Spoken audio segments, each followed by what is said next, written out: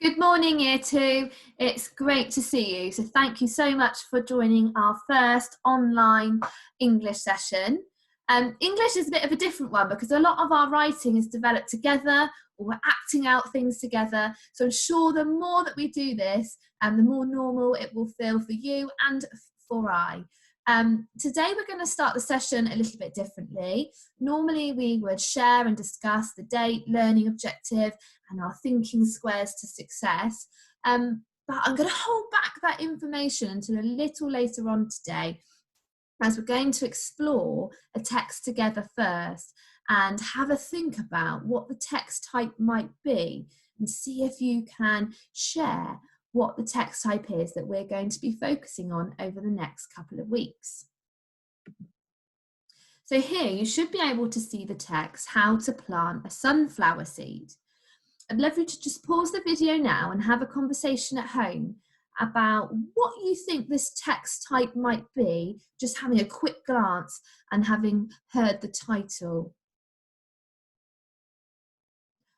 Great thinking, Year 2. Well done. So I'm just going to share the text with you now. And as I'm reading, again, I want you to be thinking, what is the text type? Is it a narrative? So is it a story? Or is it a non-fiction? Sharing information. If it is a non-fiction, what type of non-fiction is it? Is it a poem?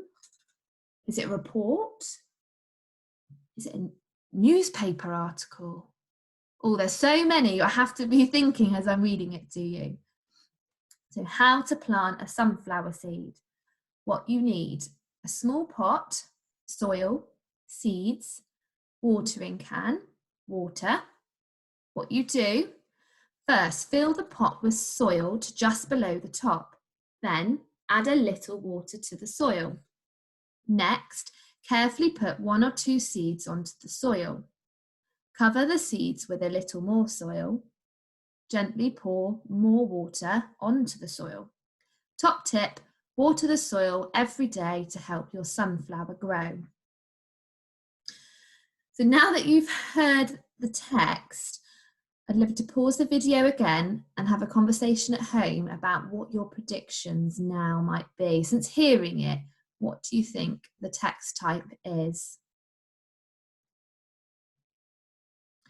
Brilliant, well done, Year 2. So this text here, how to plant a sunflower seed, is instructions.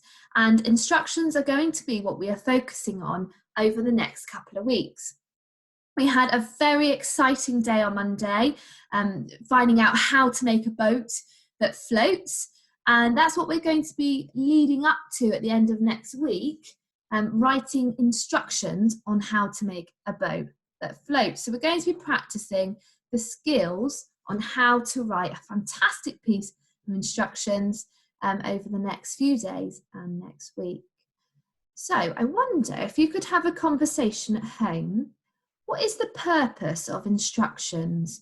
Why do we write them? Why do other people write them? Well done. So the purpose behind writing instructions is to clearly share information with somebody else on how to do something so that they can follow the steps you have provided to achieve that. So who do you think the audience of instructions might be? Perhaps zooming in on this particular example, who would be interested in reading these instructions?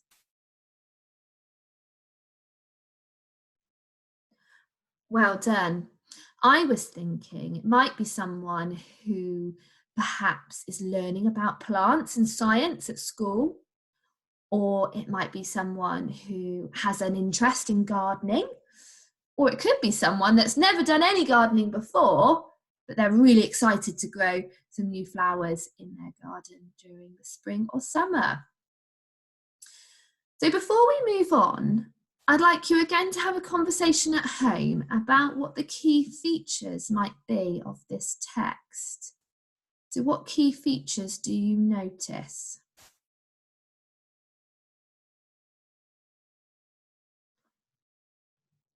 Fantastic, Year 2. Well done for sharing your thinking at home. So here I'm going to share with you the key features of instructions. First of all, we're going to begin with time conjunctions. So time conjunctions tell us when something is happening, and they also help to sequence events in order.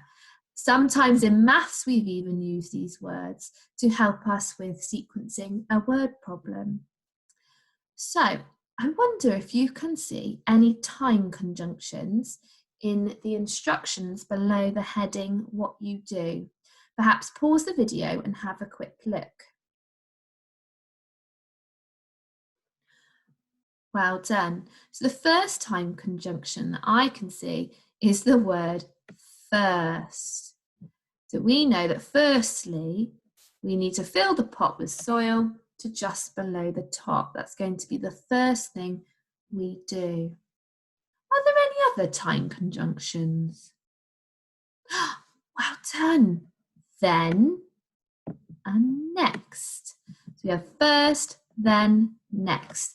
Fantastic. Well done, year 2. So we have found our time conjunctions. Brilliant. Another key feature of instructions is imperative verbs. We spoke a little bit about these on Monday when we were sharing our method of how to test making a boat that floats. So sometimes you might hear imperative verbs be called bossy verbs because they're telling somebody what to do. So having a look at the text, can you see any imperative verbs in the text underneath what you do? So these are words which are action words, and they're telling somebody what to do. Well done. So fill is an imperative verb.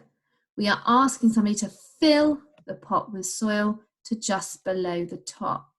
If we have a look at the next instruction, we've got the time conjunction then, followed by add a little water to the soil.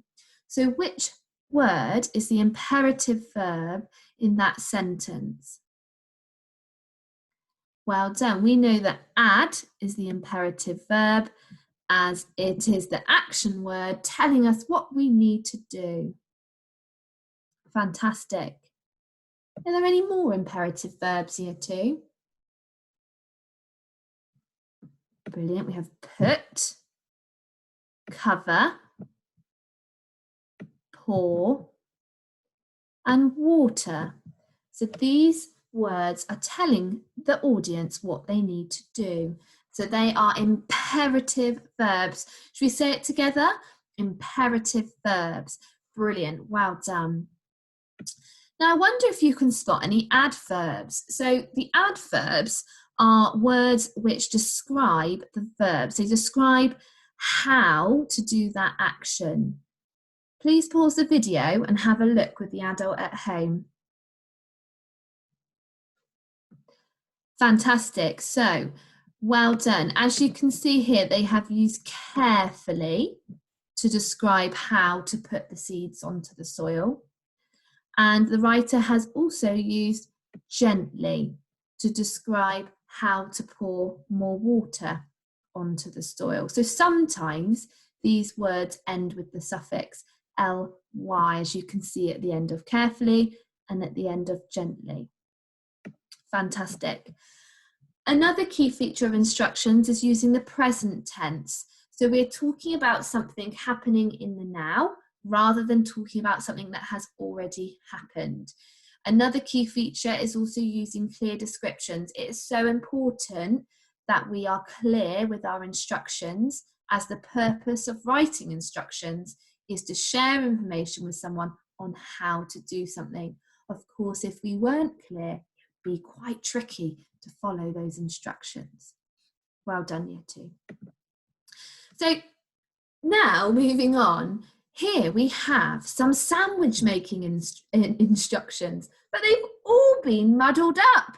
So if we were in class, I would have given them to you all cut up and you've pieced them together like a jigsaw. So I know it's a bit different on the screen, but I wonder if you could pause this video and in conversation with the adult that's helping you at home, can you sequence them in the correct order?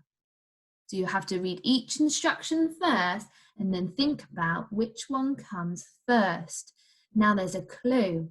Look for the time conjunction first. Have fun, year 2. Fantastic. I hope you enjoyed that little activity. I'm going to share with you the answers now. So on your screen, you should be able to see the sandwich making instructions in the correct order.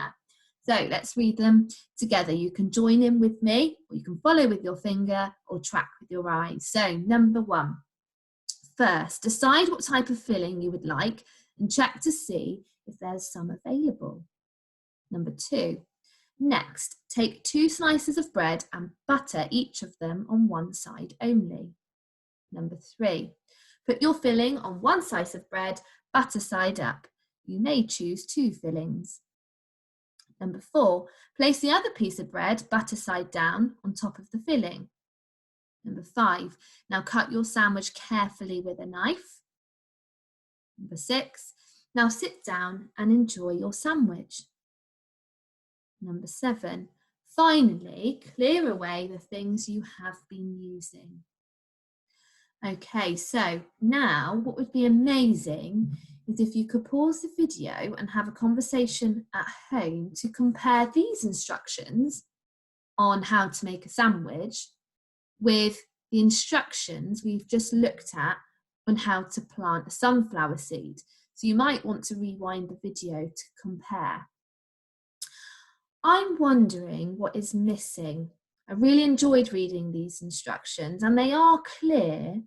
I also liked how they use the adverb carefully to describe how to cut the sandwich. However, I feel like something's missing. What do you think's missing from these instructions? And how do you think they could be improved? It'd be great to look back at the other example to compare. Well done, year 2. I'd love to hear all of your thoughts.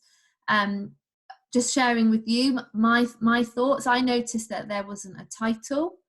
So obviously we've got what you do here, but there isn't the heading that above what you do. So there's no title. There isn't any headings. The instructions are really clear, but I'm just not sure what equipment I'm using. Similar to when you made your boats, that was one of the first things you did. You chose your materials and you made a list of your equipment. So it's really important that we include what we need to share that with the audience. I also noticed there's not a top tip, and that's always useful, isn't it? I'm sure if you were giving a top tip on how to make a boat that floats, you might suggest using plastic, for example. Okay, so today, the date, of course, is Wednesday, the 6th of January, 2021. And our learning objective is identify the key features of instructions. So we've been thinking today about the key features we want to include when writing our instructions. So it'd be amazing if you could pause the video and with your beautiful cursive handwriting, write the date and learning objective in your English book. Fantastic. So today the task is going to be ideally using a blank piece of A4 paper if you have that at home. If you don't, please don't worry. Draw a story map of how to make a boat that floats, sharing the steps that you followed yesterday. When drawing your story map, please include key words such as time conjunctions. So similar to when we story map a narrative, recently we've been thinking about using noun phrases because we were focusing on using adjectives to describe people, places and things. Today, the key feature you're focusing on using is time conjunctions. So I'm going to share with you an example in a moment. Once you've finished your story map, it would be amazing if you could practice saying the instructions out loud with actions. Of course, if we were in class, the plan would be that we would story map this together and act it out as well. So it would be great if you could have a go at this at home. For parents and carers, here is an example of a story map. So as you can see, pictures have been used to illustrate the steps, but if we just have a close look here underneath the subheading of what you do, we can see the time conjunctions first, next, after that, finally, now, in the end. So this is just an example of what a story map might look like. So after your child has drawn the story map, it would be amazing to act out the instructions so they're really embedded, and I'm sure you'll really enjoy hearing about how they made their boat. So thank you so much, Year 2, for all of your effort this morning. I'm so proud of you, and thank you to your parent or carer at home who has been supporting you with your learning this morning. It is greatly appreciated. Take care, Year 2.